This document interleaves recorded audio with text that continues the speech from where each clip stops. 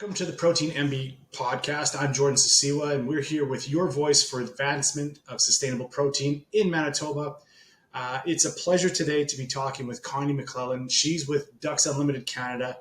And if you heard that and just thought in your head, what has this got to do with agriculture?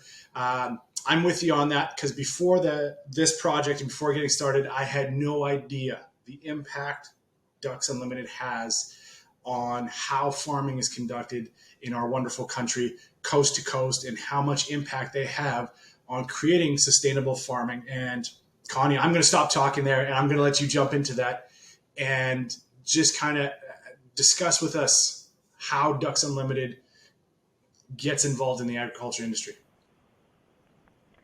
Yeah, so I'm Connie, like I was introduced, and I grew up on a dairy farm, and I currently live on a dairy farm, so I'm very active in the agriculture industry every day.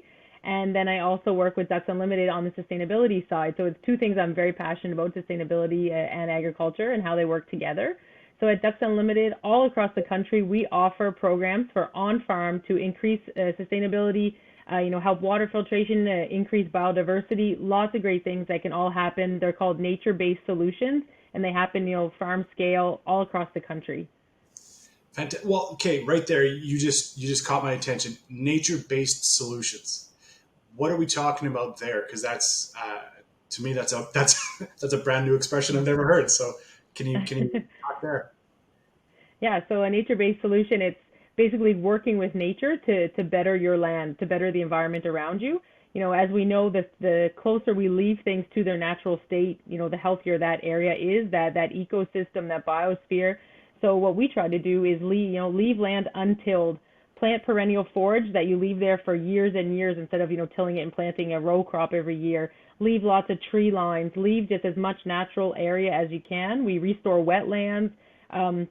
It's all about bringing it back to nature, back to its original state, basically.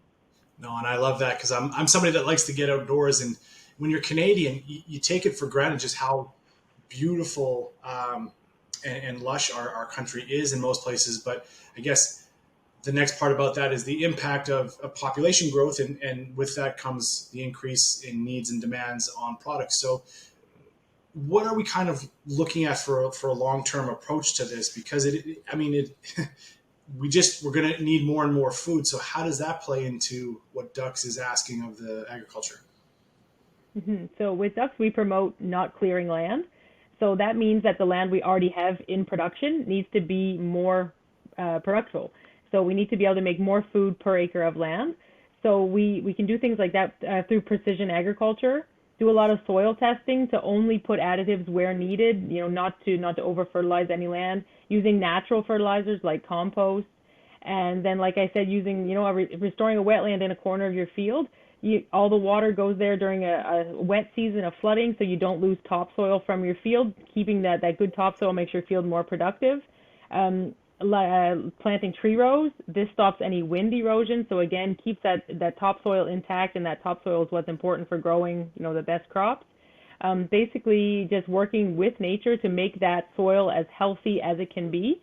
And also when you keep things like a tree row or a pile of rocks, this increases the biodiversity. The more biodiversity you have, the healthier soil is, because biodiversity goes from something huge like an elephant right down to a little microorganism in the soil. So keeping, all that kind of food web together keeps your soil healthier and makes your soil more productive, enabling the farmer to grow more food on a smaller piece of land. I love it. So talk to me about, you said utilizing a marsh. Mm-hmm. So this will be the fun part for you. We're going to talk about this as a person that's never heard of anything about farming. What is the purpose then of putting that marsh or keeping a marsh on a farm? So often, maybe you drive by a farm during a wet year and you'll see like one quarter, there's a big, beautiful corn crop, and then one corner is all wet, and they can't really even drive there with their tractor. So this is just an area they're basically not using because it's too wet. So what Ducks Unlimited can do is restore that area into a natural wetland. Since it's already naturally wet, the water is there. We just restore it into a nice wetland, lots of vegetation around the edge of the wetland. So anytime when there's a lot of rain, the water will pool in that wetland area, but it runs through the vegetation, which filters the water. So then you have this pool full of beautiful fresh water, which then in a drought year, you could use that water for irrigation, or you could use it for watering cattle, and also a huge promoter of biodiversity because all that vegetation around the edge is a place where pollinators come. The more pollinators you have, the more healthy your crop is because it's them that pollinates the plants and pollinates the crops. Also, big home for birds, for foxes, deer. It's just a great area to have a great biodiversity on farm, and also act as a water control system. So I'm going to throw this out to you right now because this is like, I'm going to let everyone know this is our first conversation ever. I've never spoken to anyone for Ducks Unlimited. So far, we haven't even discussed ducks, which is kind of cool to me because even as you're talking about the marshland, now you said pollinators. Am I? We're talking bees, etc., or is this like what's the thing there? Because I again, as somebody that watches the environment and tries to stay in tune, bees and ensuring that species continues. My understanding is they've had some struggles over the past decade. Is this something? Did that bring about how Ducks addresses it, or is this just something everyone's known? And unfortunately, Egg had to change how they did things to catch up. So Ducks Unlimited, when they started out, they were started by a bunch of duck hunters. So the duck hunters wanted to protect the area where the ducks come every year for hunting, basically. So that's how it started. So that's why it started with a lot of wetland restoration, things like that. And now we still do wetland restoration, but it has grown incredibly.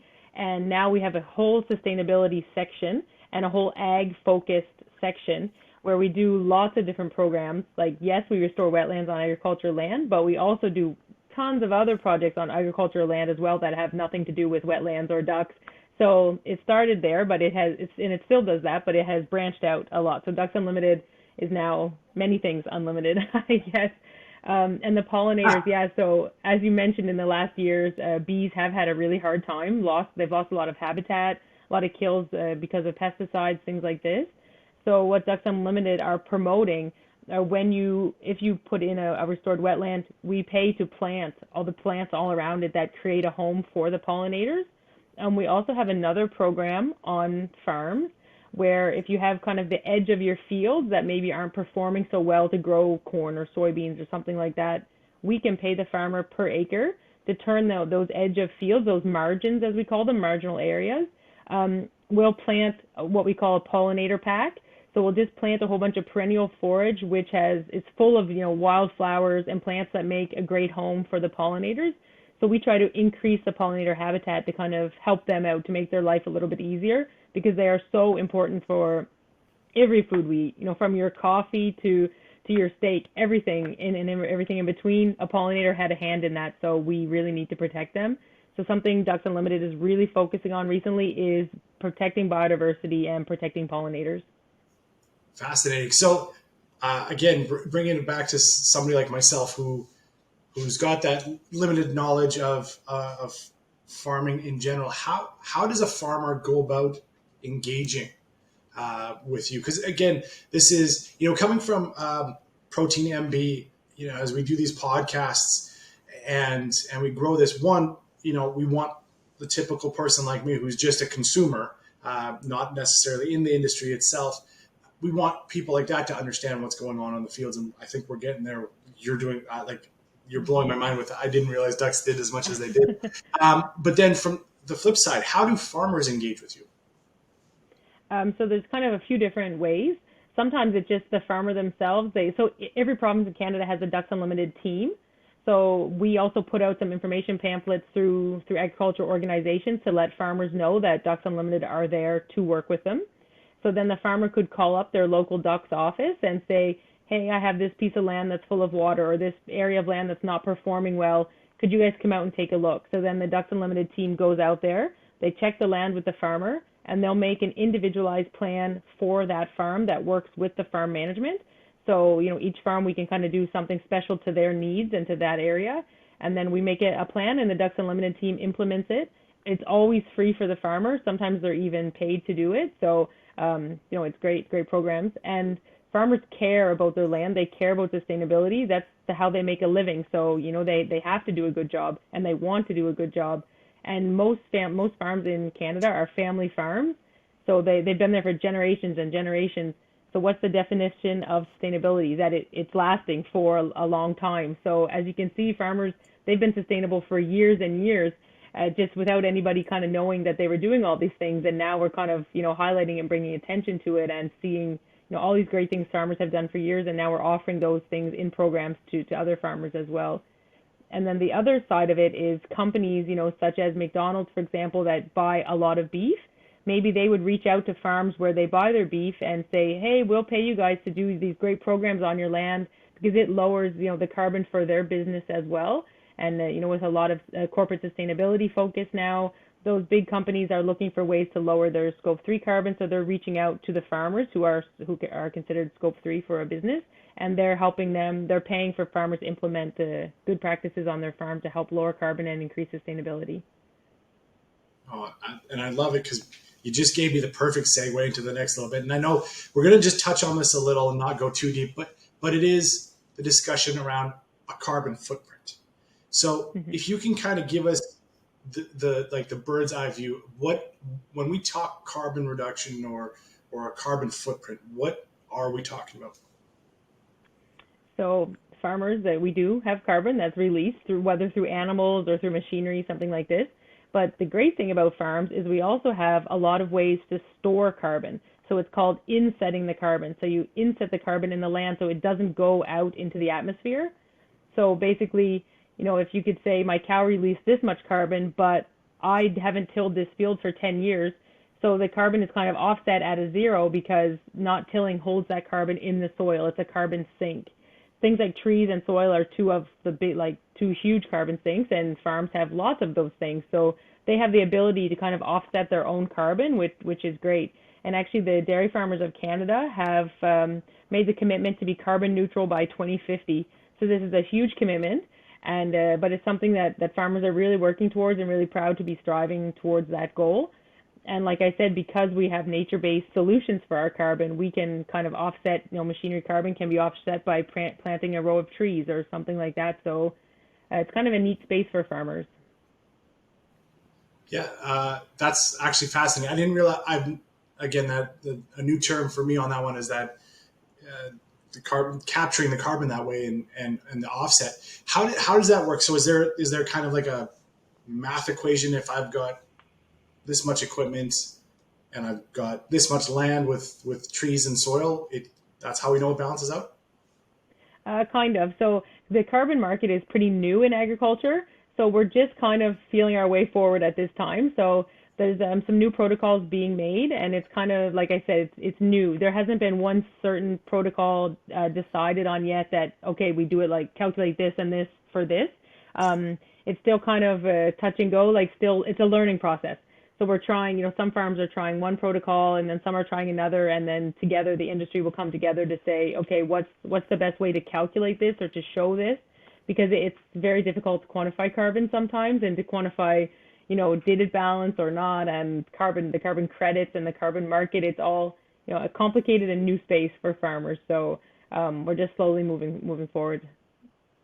Well, I know that at ProteinMB, that's a big part of the discussion we're having is one, how to define all of these things. It's because, like you said, it's so new. So let's go into something that we do really understand, and that's how cattle or I don't even know what word I'm looking for, but animals that graze and what they do for developing the biosphere and ensuring that the area that they are in and grazing is as strong and healthy as it can be. How does that kind of work? So a lot of farmers graze their animals just because it's a great thing to do. But through Ducks Unlimited, we also have a grazing program, which we can offer to farmers. If you're in the Ducks Unlimited grazing program, we make like a grazing plan for you, because normally you leave your cows maybe 3 weeks in one field and then they'll transition them to another one to let that field rest so that those plants can grow back. And a great thing about farming is the cows, when they're out there, they're eating the grass, and then of course they make manure, but that's a natural fertilizer that goes back into the soil. So you do not need to go there with your tractor and put a synthetic fertilizer. The cows are keeping that soil healthy themselves. And also fields that are grazed, they're often not tilled for, 5, 10, 15, could be 100. People have fields that haven't been tilled for hundreds of years. and they just let their cattle graze those fields each year. So that's a huge carbon sink, as I mentioned. And also not tilling the soil, keeping like vegetation on the soil year round. It stops erosion from wind and water. During the winter, you can have a lot of erosion if you don't have vegetation on the soil. So it just creates this great area for biodiversity. Again, you have cows, birds, deer, bees, all living there together. And then under the soil, it's full of worms, but microorganisms, lots of things that eat the soil or move around in the soil to keep the soil loose, to keep it productive, making those plants for the cows to eat. So basically, grazing cattle, you create this great cycle that works all together. You don't need to put any inputs into the land. You're increasing biodiversity and you're lowering carbon. So grazing cattle is really a great thing. Well, and as a father, I love grazing cattle because as I drive, it takes my daughter's attention away from the drive, and she gets fired up about the cows. Yeah. And it is, you know what? Also, it is nice to just see animals out in their natural habitat, knowing that is. You alluded to it before. Farmers love their jobs. They love their animals. Mm-hmm. They love their farms. It's why they do it generation after generation. So it is one of these things that it's wonderful to see. And speaking of generations to generations, where is Ducks Unlimited hoping to kind of take this and grow this over the next however long, the 5-year, 10-year plans? Where does Ducks see themselves? We're continually pushing to grow in the ag space as much as we can. It's really a focus, a priority for Ducks Unlimited because the majority of land is owned by farmers. So, and as I mentioned, the land is such a huge carbon sink. So Ducks are really, trying to reach out and talk to as many farmers as they can, kind of just spread the word. Ducks are here to work with you. We want to be your partner. So we're kind of moving into the space that way, rolling out some really great programs, working with other companies like Farm Credit Canada who gives funding to farmers. We partner up with companies like this to enroll great programs for farmers. We just think that it's such an important place. As I mentioned, farmers have tons of land. So we know that keeping that land intact and not letting it be developed is, it's a kind of a priority for keeping our world healthy. So Ducks Unlimited want to be part of that, and agriculture is feeding the world. It's, without food we don't live. So it's a very important space, and Ducks Unlimited definitely want to be part of that, of making a sustainable food chain for Canada. I love it. You know what? I wasn't going to go in this direction, but one of the pillars of ProteinMB is career paths and things people can do. And going into this interview, I didn't even consider it being a question I was going to give to you. But listening to you, I'm like, there has to be kids in high school that would kill for your job, because it is something where it's fascinating to be able to go to the source of food and ensure that it's grown with excellence and high nutrient value and all this kind of stuff, because it is something that we hear about. The nutrients in food needs to be as high as possible, which comes from the soil. But it's also, what we've had the pleasure, excuse me, as I cough during the middle of an interview, what we've had the pleasure of seeing is there's a lot of youth that are excited about, getting the health of the planet back. So talk a little bit about how somebody could get in a career just like you did. Like, how do you get involved with Ducks? Are there volunteer programs that youth can get into to see how it works and get involved in this? Yeah, Ducks Unlimited actually have a huge volunteer system, from young right up to old. We have tons of diversity in the volunteer program, and all across Canada, lots of volunteers that come out. They can do things from as far from tagging like a duck's foot to counting how many insects are in a square foot or something. There's lots of different ways to be involved in the volunteer program and different things all across Canada. And we also, for people who are maybe university students, also have a lot of summer intern positions, which are really interesting. You get to actually go out with the Ducks Unlimited team and do field work, and it's really a great learning experience, about sustainability, about where your food comes from. And it's a lot of fun. You get to be outside and working on the land during the summer. So that's the way it should be, is outside as much as possible, as often as possible, staying connected with nature. Connie, this has been phenomenal. I appreciate your time on this. To me, especially like from the health perspective of food, knowing where your food comes from, being connected to your food, this has been fascinating. And any last words or remarks on behalf of Ducks? I think you should try to look around in your town, wherever you live, and say, what can I buy local? How can I decrease my own footprint? Yeah, buy local. I'm all about this, and sustainably grown products, and just be mindful of how you live your life too. Try to be respectful of plants and animals, and understand that they're there to look after us, to help us live our best life. So, yeah, just take care of the world around you and enjoy it as well. Fantastic. Connie McLellan from Ducks Unlimited, thank you so much for this. This has been insightful, wonderful. I've got so much to go through and learn myself. Much appreciated, and I can promise you we'll be calling again. Perfect. Thank you so much.